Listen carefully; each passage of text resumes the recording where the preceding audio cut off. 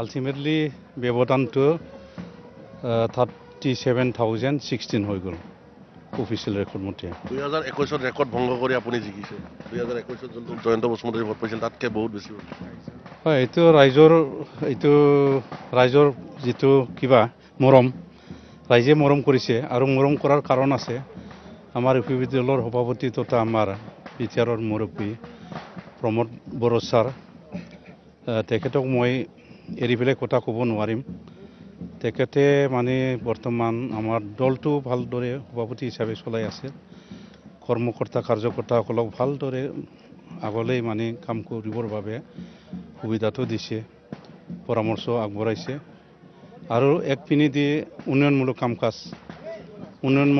কাম কাজ হিচাপে চৰকাৰীভাৱে তেখেতে আগভাগ লৈছে ভালকৈ।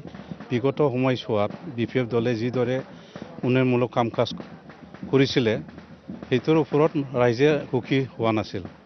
এইবাৰ কিন্তু তেখেতৰ যিটো কাম কৰাৰ যিটো প্লেন পলিচি আৰু যিটো ছিষ্টেম, এই ছিষ্টেমবিলাক ভাল পাই পেলাই ৰাইজে মোক মানে মিত্ৰজোঁটৰ প্ৰাৰ্থী হিচাপে ভোট দিছে।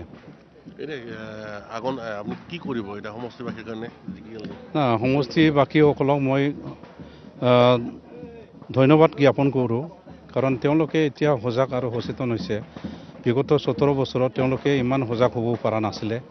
তেওঁলোকক মানে হাগ্ৰামা মহিলাৰী আৰু তেওঁলোকৰ নেতৃত্বসকলে ঠগি লৈ আনিছিলে, কিন্তু এতিয়া ঠগিব নোৱাৰে। আৰু যিদৰে আমাৰ নেতৃবৃন্দসকলে যেনেকৈ কাম কৰি আছে এতিয়া বুজি পাইছে আৰু এই দলে যে আগলৈ ভাল কাম কৰি থাকিব সেইটোকে চাই পেলাই তেওঁলোকে মোক ভোট দিছে।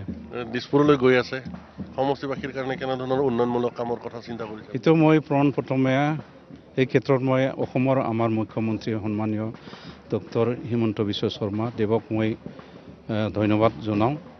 তেখেতৰ যি পৰামৰ্শ, তেখেতৰ যি গাইডেন্স আৰু তেখেতৰ পৰামৰ্শ লৈ পেলাই আমাৰ কৰ্মকৰ্তা কাৰ্যকৰ্তাসকলে নেতৃবৃন্দসকলে কাম কৰিছে, যাৰ কাৰণে এতিয়া এইবেলি ভাল ব্যৱধানৰ জিকিবলৈ সক্ষম হৈছে।